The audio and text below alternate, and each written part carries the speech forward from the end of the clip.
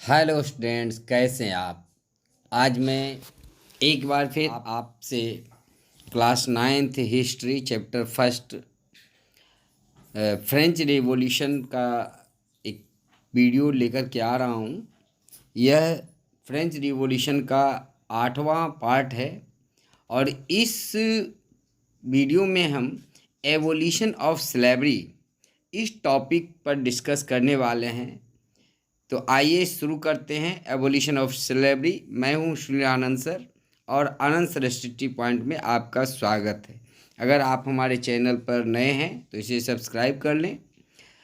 तो आइए शुरू करते हैं। फ्रांस में one of the most revolutionary social reforms of the Jacobian was the evolution of slavery in France French colony. इससे पहले हमने वीडियो में देखा था कि मैकमिलन रोबेस्पियर के समय में जो रिवोल्यूशनरी गवर्नमेंट बनी थी वह दरअसल आम लोगों की गवर्नमेंट थी, खास करके जो समाज के सबसे निचले पायदान पर रहने वाले लोग थे उनकी सरकार थी। तो उनकी सोच जो थी वो दासों के प्रति सकारात्मक थी। तो उन्होंने रिवोल्यूशनरी गवर्नमेंट में फ्रांस में स्लेवरी का सिस्टम था उसके बारे में उसने एक बहुत बड़ा रिफॉर्म्स किया था और समाप्त किया था। दरअसल जो फ्रांस की कॉलोनी थी, खास करके कैरिबियन कॉलोनी मार्टिनिक, ग्वाडालोप और सैन डोमिंगो, ये सारे कॉलोनी में से टोबैको, इंडिगो और शुगर और कॉफ़ी का व्यापार होता था।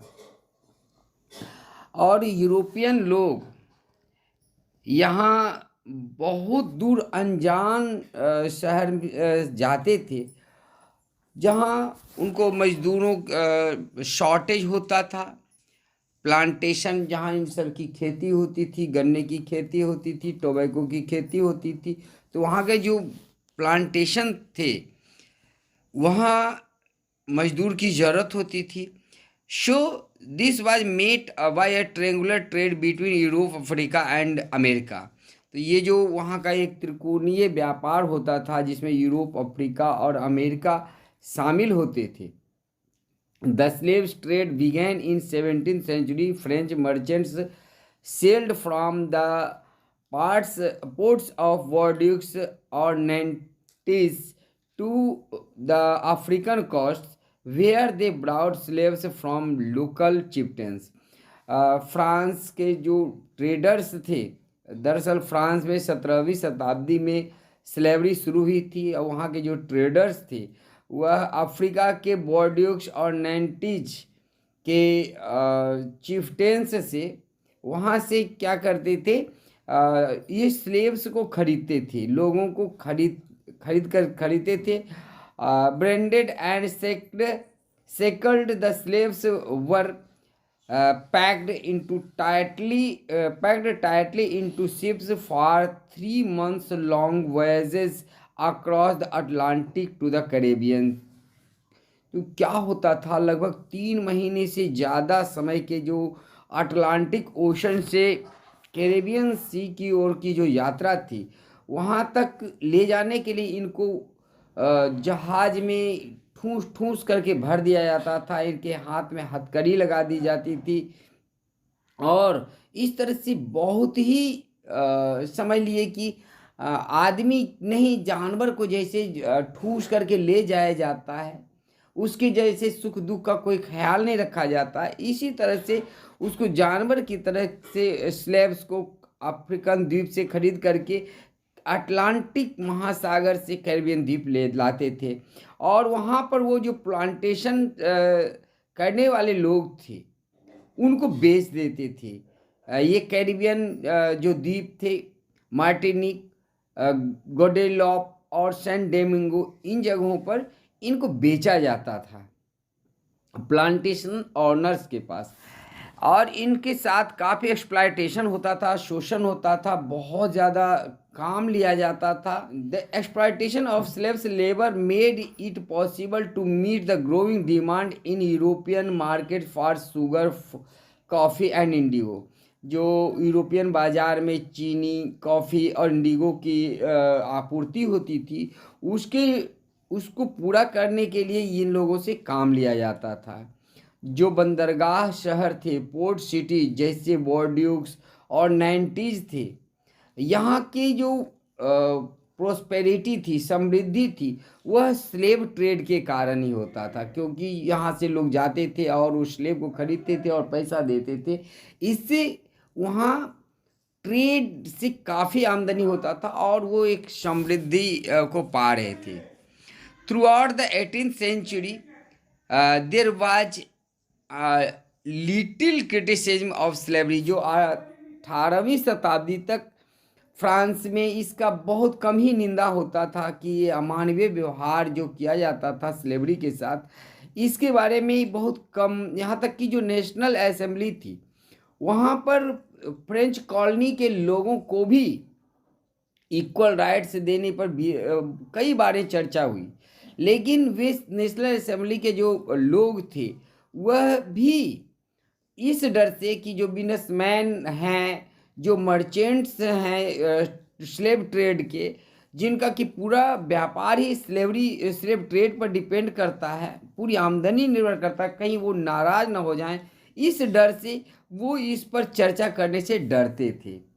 It was finally the convention in which in 1794 legislated to free all trade slaves in the French overseas possessions।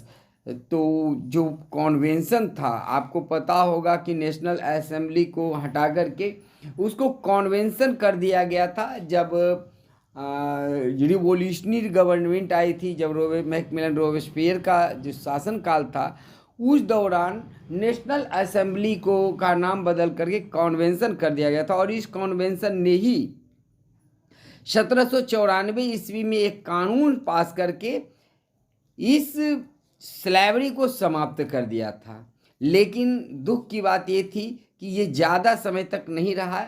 Napoleon Bonaparte जब डिक्टेटरी शासन समाप्त हुआ और नेपोलियन बोनापार्ट जब फ्रांस का चांसलर बना, तो उसने रीइंट्रोड्यूस किया स्लेवरी को।